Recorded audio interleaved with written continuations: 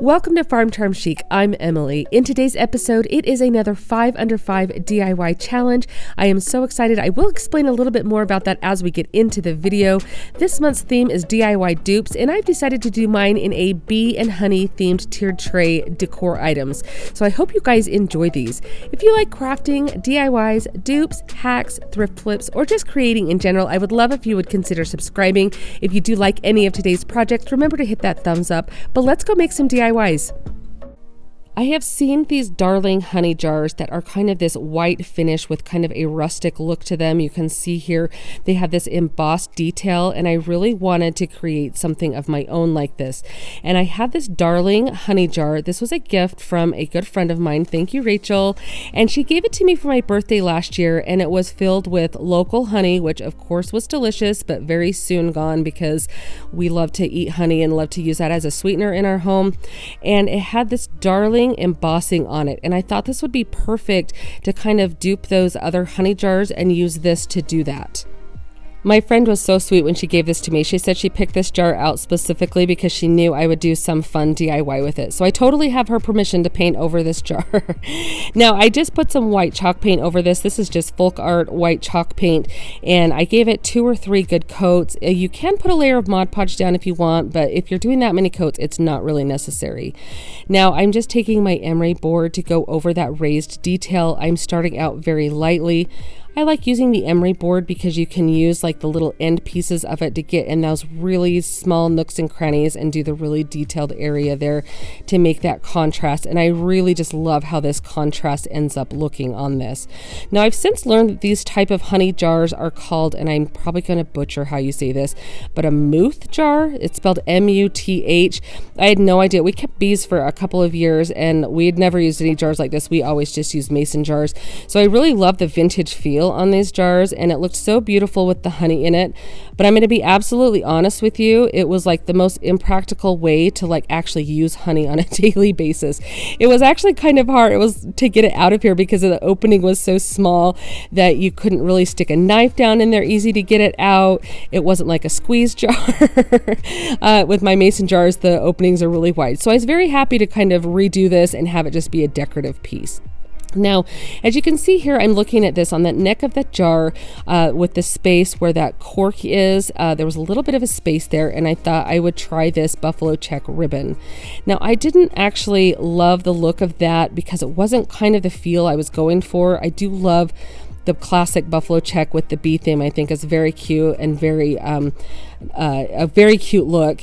But I wanted something a little more like dainty or cottage core. So I have this lace ribbon from Hobby Lobby, and it is from the wedding section, but it has an adhesive back. And so it is so easy to use. And I'm just putting that around here, and I'll just cut it off to size, and you don't have to glue it down or anything. It's very easy to remove if I decide I don't like it there. But I really think this looks so cute. And then also the jar has like this little arch detail as you see all around the different edges. I also distressed each of the edges to kind of give it all that worn look. And I just thought that made it so you could see all of those letters so much better on there, the contrast. I put a little twine and a little twine bow. It's just a matter of personal preference how you embellish this, but I'm really pleased with how this comes out. It's going to be the perfect little decor piece for a bee vignette here. I love the detail on the jar and how that came out with that little bit of distressing. Do you guys think this came out really well? Would you use this in your bee decor? Today's video is part of the 5 under 5 DIY challenge playlist. You guys, this month marks the 2-year anniversary of this challenge, and I am so honored that Missy has joined me for the last 2 years, as well as so many other talented creators over the years have joined into this challenge and made it such a success, and I want to thank everybody so much. Every month we choose a guest host to host with us, and this month we have chosen the lovely Crafting with JC.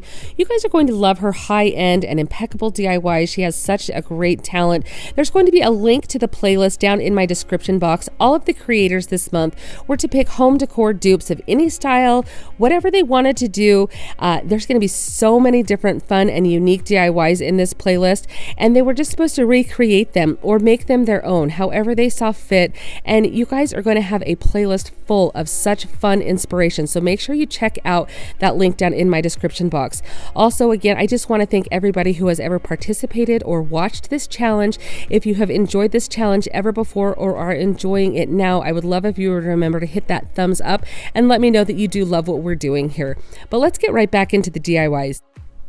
I really loved the look of these cute bee canisters, and I actually had a little canister that I thought would be perfect to try and create something very similar, kind of come up with my own dupe here. This is just a little tin from Hobby Lobby. I got it at one of their clearance sales last year, so I'm not sure. They usually have something like this. What it says on it, I don't know, but I think I only paid like 89 cents or something for them. And it had a cute little coffee label on there, but I just used my little emery board and it filed right off. I mean, like, I thought I was gonna have to repaint this or do all sorts of things, but that just sanded off so easily. And I have these darling napkins. I got these at Home Goods this year, so they may still have them, and it had these darling vintage bee designs on here. And I thought they were so cute, and I loved like the little feel to this, kind of that French country almost feel with the little Paris thing there. I've used these on a lot of different DIYs. I love the decoupaging process. So I'm just using some water on a little brush to go around the outline of the part of the design I want. And then I'm just going to lightly tear that out so it gives it kind of a nice rough that's kind of an oxymoron, huh? A nice rough edge though, like kind of not so crisp, so it kind of goes on with a really good look here. Now when you do decoupage, you want to make sure that you remove the back portion of the napkin, because there'll be 2-ply napkins, so you're just working with that thin front portion of the napkin.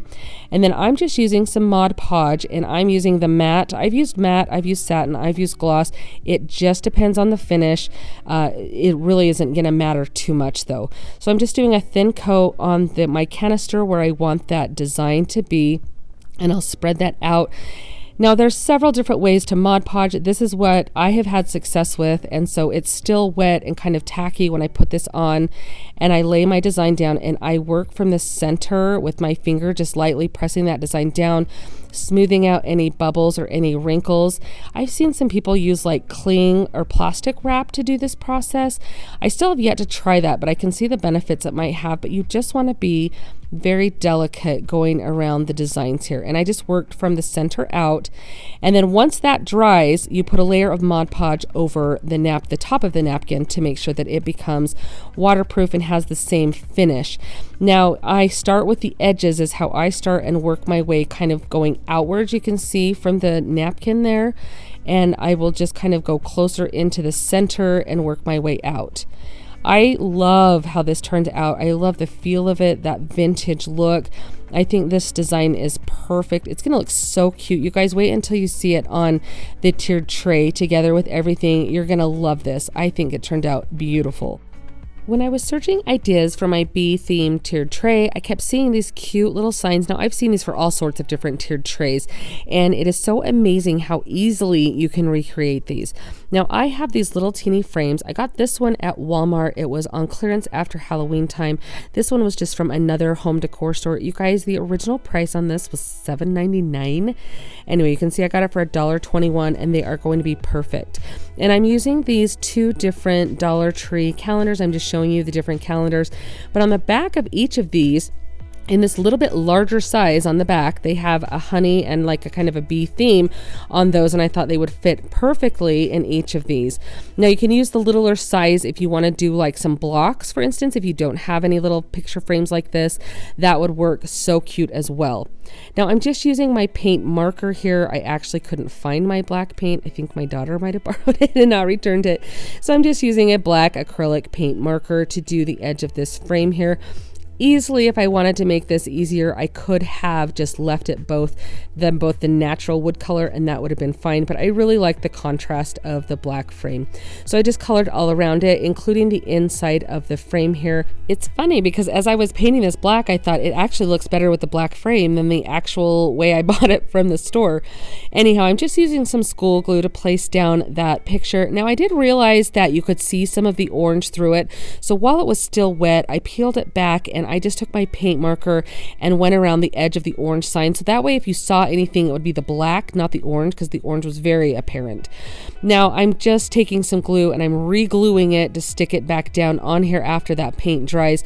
And that way it just gives it a much crisp, clear edge there. You can kind of see up in the right-hand corner how it turned out there. I'll show you a picture at the end though. But now moving on to the next sign, I did decide to leave this with a natural frame. I liked the contrast, and I am just painting a little bit of white because I wanted it initially what I'm doing is painting it green, but I start out with white because I thought that would be easier to cover the red, so that way I wouldn't have to do as many coats of the green. So kind of like a primer coat, I guess. Anyhow, I didn't tape anything off. I just did my best to kind of cut it in really close. So that's up to you if you would want to use tape or anything. It would be really cute doing some of the little bricks to be able to paint those the different colors, like the little wood blocks, if you did it that way. But I just thought this would look like it was a mat to the frame. And so that was what I was going for here. And I just, again, used some of my trusty school glue to glue that down and center it. And I think these turned out really cute. I mean, for the different...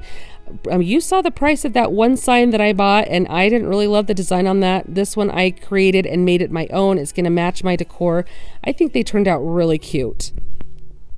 I really wanted to find some type of plant or greenery to bring into my tiered tray, and I loved the look of this white little planter box here with the little bit of greenery and the purple flowers, and so that's kind of what I'm going for here. I'm taking one of these drawer boxes, and if you didn't see my Dollar Tree haul video a couple of days ago, they're back at Dollar Tree, and I mean, like, there was hundreds, I felt like, at my Dollar Tree. So go grab them, have them in your stash, because they are the best things to craft with. So I just gave it a white coat of chalk paint. It actually took a couple of them, and I'm just using a calendar square off of the back here from Dollar Tree.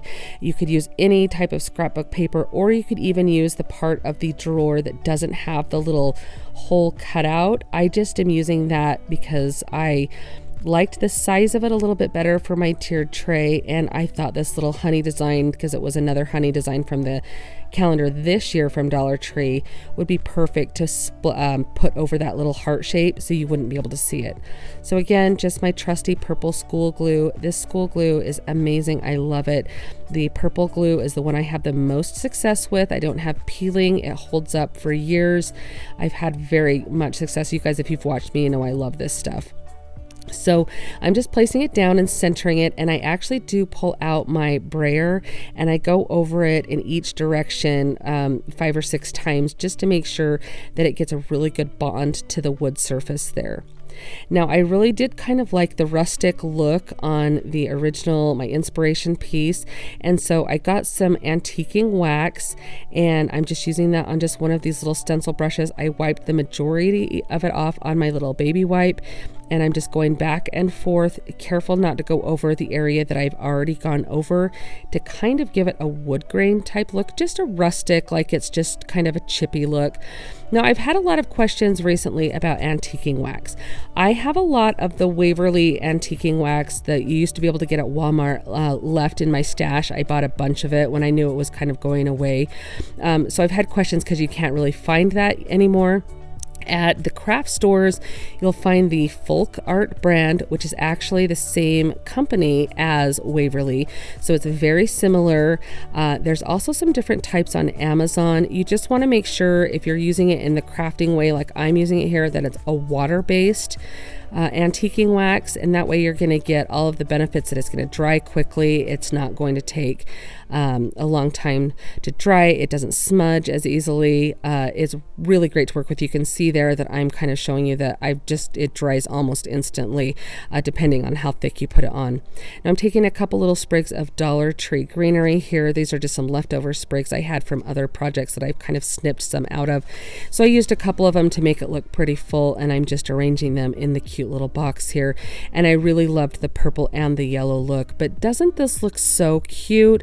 It's going to add that perfect little touch of greenery to the tiered tray, and I think this little bee design is one of the cutest that Dollar Tree calendars have had, and I think that it's going to be absolutely perfect. I'm excited to show you everything together. Are you guys on Instagram? If you are, I would love if you would come and find me. I am Farm Charm Chic over there. I'll leave a link down in my description box so you can easily find me. But come and see what I'm working on. I post there quite a bit. I like to show you things that I'm working on or when I have videos ready. It's just another place to stay in touch. So if you do come find me, remember to send me a DM and say hi, because I do love meeting new friends.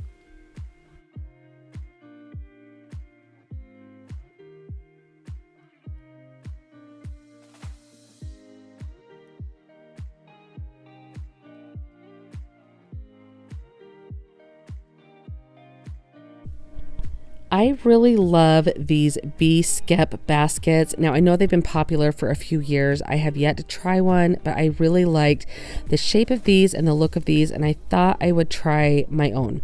So I have this little dish. It's just one from Dollar Tree, just one of those little like cake cups or something here. And I am just using a little bit of a thicker twine. I got this at Walmart, but I've seen a lot of people do them with rope. I really didn't want it quite as thick, where I wanted mine a little bit smaller for a tiered tray. So that's why I went for this smaller twine. I definitely do see the benefit of using a thicker rope. However, I think it looks okay in the end, but I'm just going to take you through the process because it was kind of a fun little thing here to make. And honestly, it really does kind of set the tiered tray off. You really can tell what it is in the end. So you do need to use a lot of hot glue, and I'm trying the best to get it so it's not like seeping out of the edges or anything. And I wanted to make sure when I did this that I wasn't gluing it directly to the dish, because I didn't want to keep the dish inside of it. So you'll see that I'll grab a tool here in a minute, or I kind of you'll see what I do. I'll show you here in just a minute, but I keep going around each layer, gluing very tightly, trying to get the twine glued to the other twine, not to the dish.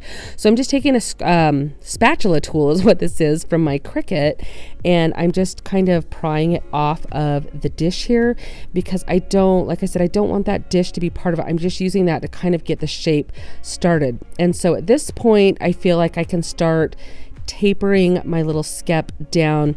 Now, I kind of read up on a bee Skep on what it actually is. They were man-made using like cane and grass and different things they would weave together to make baskets in a dome shape that they would use so they could gather honey from the bees and things like that.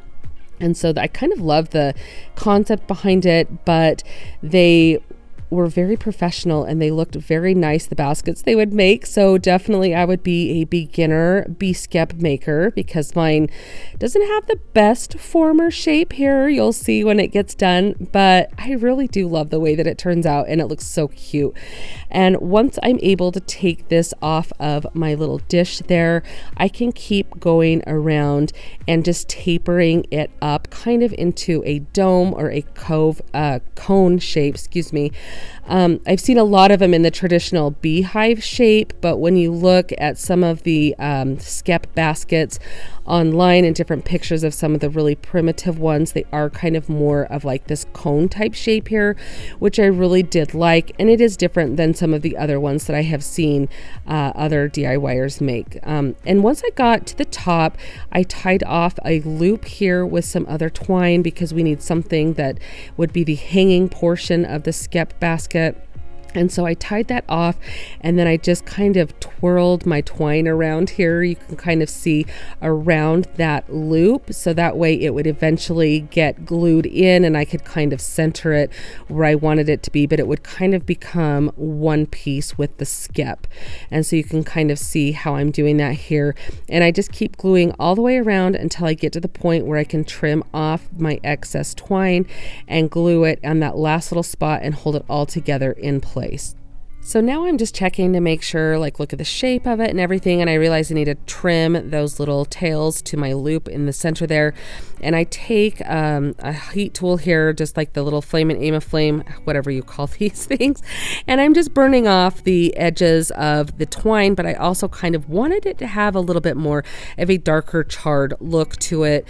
So just be very careful, have water, do it outside, whatever you need to do to be safe with that process. Now I'm taking my paint acrylic marker here, and I'm just doing a little circle because we need an opening for the Skep. Even though they are traditionally open on the bottom. They traditionally do have some type of opening in them from what I can see, and I'm just doing a little bit of twine around the edge of that.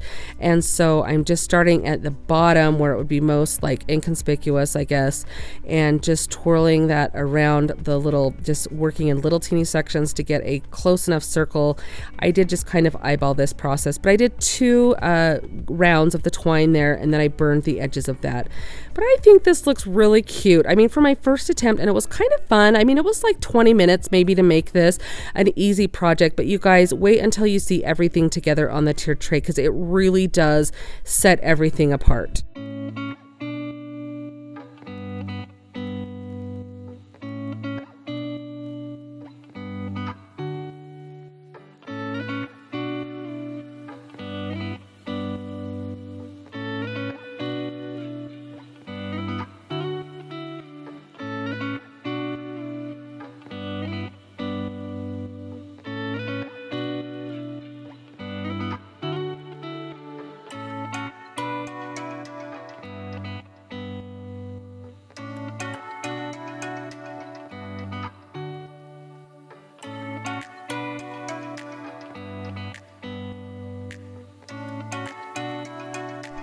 I did really try on each of these dupes to kind of make them each my own, use the original piece as a good jumping off inspiration point, but I wanted it to look like something high-end that you would walk into a home decor store or a boutique or something and be able to purchase the items. I think it turned out really well. I absolutely love it. It's going to be perfect for that transition between spring and summertime to have up in my home. I would love to know what you guys think of this. Do you guys like the bee items? Do you think this turned out cute? Let me know your thoughts down in the comments. Also, remember to check out my description box for that playlist. Thank you, JC, for hosting with us this month for the 5 Under 5 challenge. I hope that you guys click that playlist link and you enjoy everything that you see there, because there are so many talented creators and so much fun inspiration with these home decor dupes. Thank you so much for joining me today, you guys. I'll see you next time. Happy crafting!